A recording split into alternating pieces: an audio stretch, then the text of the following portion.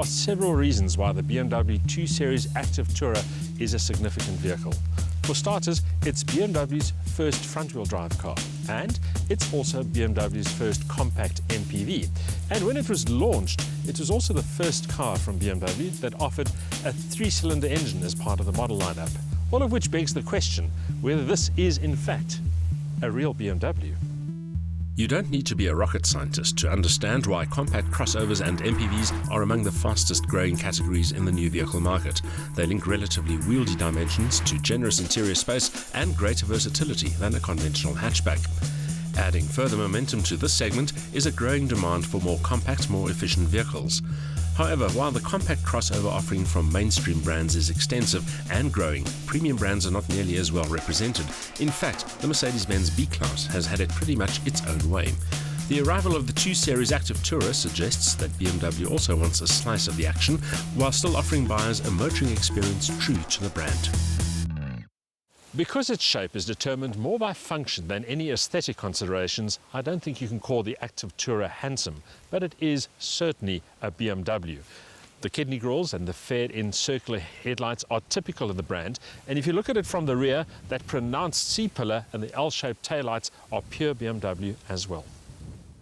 The Active Tourer looks more athletic than expected, thanks to the short front and rear overhangs, the raked windscreen, the pronounced shoulder line and the sculpted flanks.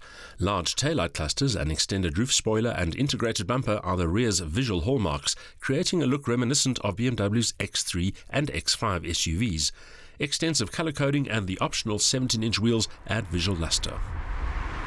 The main attraction of any MPV is the cabin, and the 2 Series Active Tourer is no different. Despite the fact that this vehicle is only 4.3 meters long, it does feel a lot more spacious than expected inside. Part of the reason here, this panoramic sunroof, which is an option, but which does add more light and more air. And also, let's not forget that this is a front-wheel drive car, which means that interior space utilization is a lot more efficient.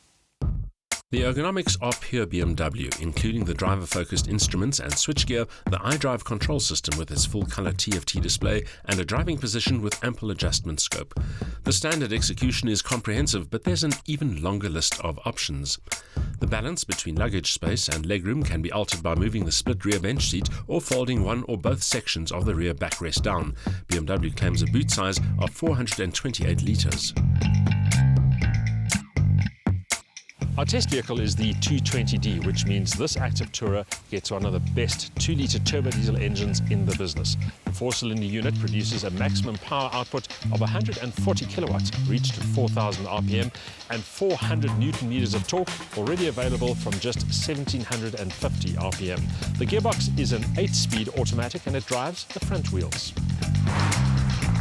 Interestingly, BMW has been able to maintain a balanced 54-46 front-rear weight distribution despite the front-focused drivetrain.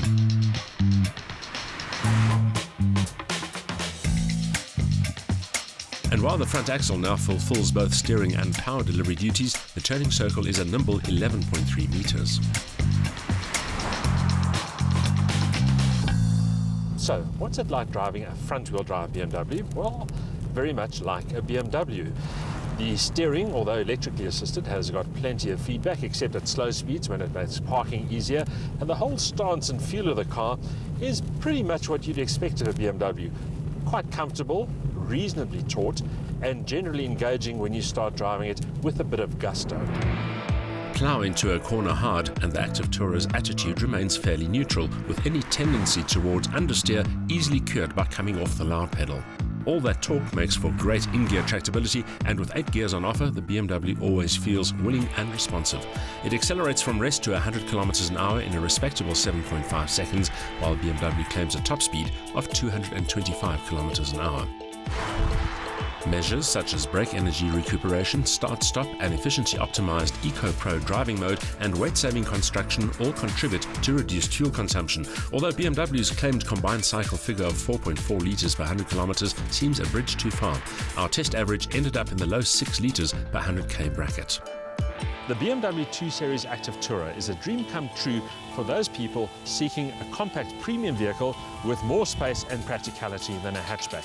It's also the first real alternative to the Mercedes-Benz B-Class.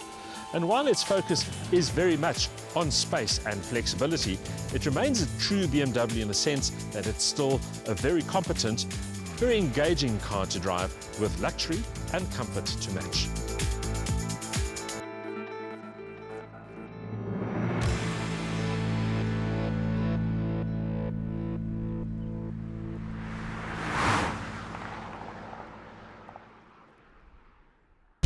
A top-class turbodiesel engine is the perfect match for this slightly utilitarian but well-equipped compact MPV. And while it's the brand's first front-wheel drive car, it still feels like a BMW thanks to brisk acceleration and torque responses. Frugal consumption should keep running costs down too. But in aesthetic terms, we had hoped for something a little sleeker.